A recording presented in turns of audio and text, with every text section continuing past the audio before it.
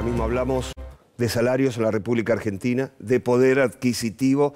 Nos va a ayudar a entender por dónde estamos en esta cuestión. Bueno, alguien que sabe mucho, Víctor Becker, economista, ex director de estadísticas del INDEC, que está con nosotros. Víctor, buen día. Buen día, Un gusto placer, de saludarte. Bueno, decíamos, salarios en la Argentina, según los datos que hemos compartido ya hace varias semanas, la República Argentina tiene los salarios más altos de la región, ¿verdad? Eso por un lado. Al tener los salarios más altos de la región, uno entiende que el poder adquisitivo también es alto, pero no es así. Lo escuchamos, Víctor.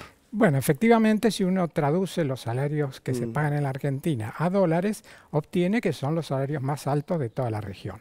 El problema es que si uno traduce a dólares los precios de los productos que se compran con esos salarios, también son los más altos de la región. El problema es que tanto precio como salarios en Argentina, si los medimos en dólares, están por arriba de la región y en muchos casos por arriba de muchos países del mundo. Esto lo comprueban a diario quienes salen al exterior y el comentario es: vi las cosas en España, claro, en Italia, en Inglaterra, mucho más baratas que en la Argentina. Por lo tanto, los salarios, si bien medidos en dólares, son altos, los productos también medidos en dólares son altos, claro, y por eso es que estos salarios que nominalmente son altos no tienen un poder adquisitivo en consonancia con eso. Más aún, si uno corrige por poder adquisitivo, es probable que Argentina esté más o menos a la par hoy con Chile, por ejemplo, que nominalmente tiene salarios más bajos en términos de dólar, pero también tiene productos mucho más baratos. La prueba está la cantidad de gente que va a hacer las compras en Chile. En realidad el gran negocio sería cobrar salarios en la Argentina y comprar los productos en Chile.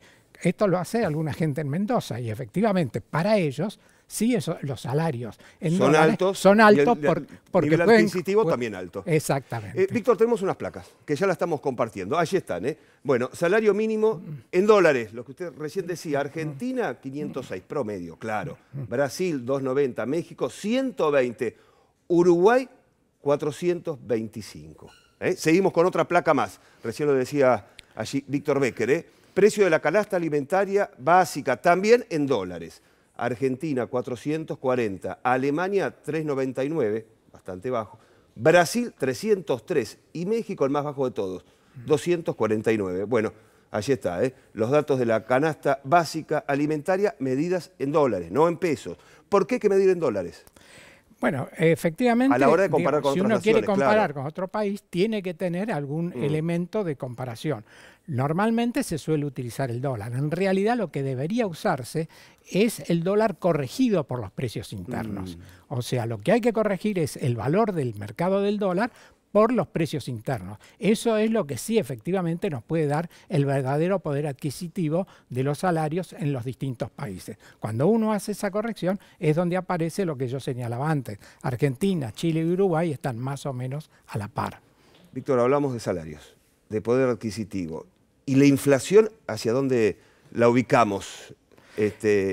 Bueno, a ver, al mismo nivel de salario, poder adquisitivo. El gran problema para mantener el poder adquisitivo del salario es la inflación. Cuando los precios suben el 1% o el 2% por mes, eso erosiona inmediatamente el poder adquisitivo del salario. Por lo tanto, acá hay una carrera entre precios y salarios. A medida que, digamos, los acuerdos paritarios se van poniendo en ejecución, se producen los aumentos nominales en los salarios. ¿Qué pasa? Luego aumentan los precios, vuelve a achicarse la diferencia y bueno, hasta que vengan los nuevos aumentos salariales. También la cuestión de impuestos en esto influye y mucho, ¿no? El impuesto a los salarios, por ejemplo, el tema ganancias. Ese dinero que se recauda, ¿hacia dónde va, básicamente? Bueno, los impuestos van al gasto público. O sea, yo siempre digo que en la Argentina se discute mucho el nivel del gasto público y en realidad, para mí, en mi modesta opinión, el problema es la calidad del gasto público. Argentina tiene una presión tributaria del orden del 40%. Hay muchos países que tienen más presión tributaria inclusive. Yo siempre cuento la misma anécdota. Yo estaba en Suecia la presión tributaria es cercana al 50%, iba paseando con un colega. Víctor, a ver, para que la audiencia nos entienda, cuando hablamos de presión tributaria, básicamente estamos hablando de los impuestos a los salarios. No, en general, bien. ¿Cuánto representan los impuestos sobre el total del producto? En el caso de Suecia, un 50. O sea, la mitad, digamos, de cada dólar que se gana en Suecia, 50 centavos van para el Estado. Entonces yo le pregunté a este colega, le digo, pero ¿y vos cómo te bancás que la mitad de tu sueldo se lo lleve el Estado? Estábamos paseando y me dice, ¿ves ese hospital? Veo un hospital muy moderno, me dice, ese hospital está dotado con la tecnología de punta. Sí. Ese hospital es donde yo me atiendo. Por lo tanto, yo pago con gusto mis impuestos porque yo sé que eso me va a permitir tener un nivel de salud de primer orden. Yo creo que ese es el problema que tenemos en la Argentina.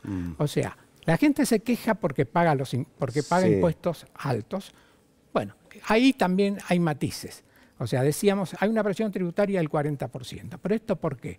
Porque hay gente que no paga y entonces los que efectivamente pagan están pagando no el promedio, pagan quizá el 60%. Entonces, por eso dicen la presión tributaria es insostenible. Pero además, el otro problema es la calidad del gasto público. O sea, esa persona que pagó impuestos no va al hospital público, sino que a su vez está pagando una prepaga o una obra social. Sí, claro. Entonces hay una duplicación del gasto. Si yo mejoro la calidad del gasto público y hago que mucha de esa gente pueda tener salud pública, educación pública, le cambia totalmente la ecuación. O sea, es mucho más importante eso. Inclusive la cuestión de seguridad, ¿no?